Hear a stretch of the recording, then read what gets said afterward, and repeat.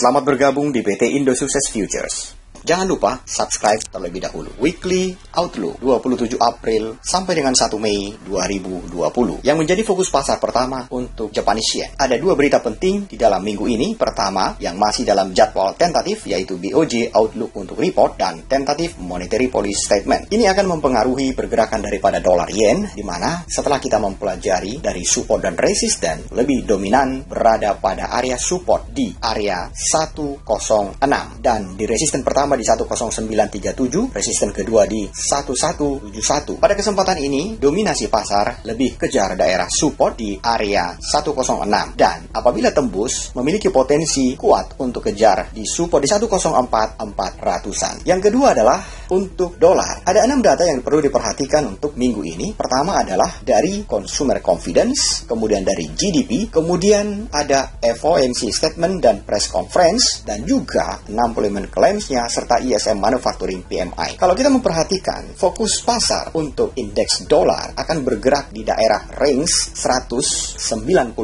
sebagai resisten dan support berada pada area 98.81 dan 98.25. Jadi kecenderungan pasar bergerak di daerah sideways di dalam minggu ini kemungkinan besar tidak akan bergerak lebih rendah, tetapi di dalam zona terbatas. Kemudian adalah data China, di mana akan menjadi fokus manufacturing PMI dan ini akan mempengaruhi mata uang untuk yuan. Kalau kita memperhatikan pergerakan daripada mata uang yuan dan juga berefek terhadap Hang Seng, pergerakan Hang Seng akan bergerak terbatas di daerah support di 23.486 dan support kedua di 22.770, tetapi indikasinya masih akan coba kejar di area 24.684 sebagai resisten pertama dan resisten kedua di daerah 25.613. Pasar masih akan bergerak ranging tetapi dominan naik. Fokus selanjutnya adalah untuk Australia dollar, di mana data akan diperhatikan pada CPI kuartal per kuartal dan juga dari trimester min CPI-nya. Ini akan menjadi salah satu fokus untuk pergerakan mata uang Australia. Apakah dia berhasil kejar kembali di level area 0.6656 setelah dengan catatan apabila melewati 0.6443 sebagai resisten pertama dan support pertama berada pada area 0.6249 dan support kedua terlihat cukup jauh di daerah 0.5977-an. Fokus selanjutnya adalah untuk euro, di mana ada 3 data. Yang pertama adalah dari main refinancing rate dan juga monetary policy statement serta ECB press conference. Laporan ini akan membuahkan pergerakan daripada euro bergerak terbatas level penurunannya di 1.0729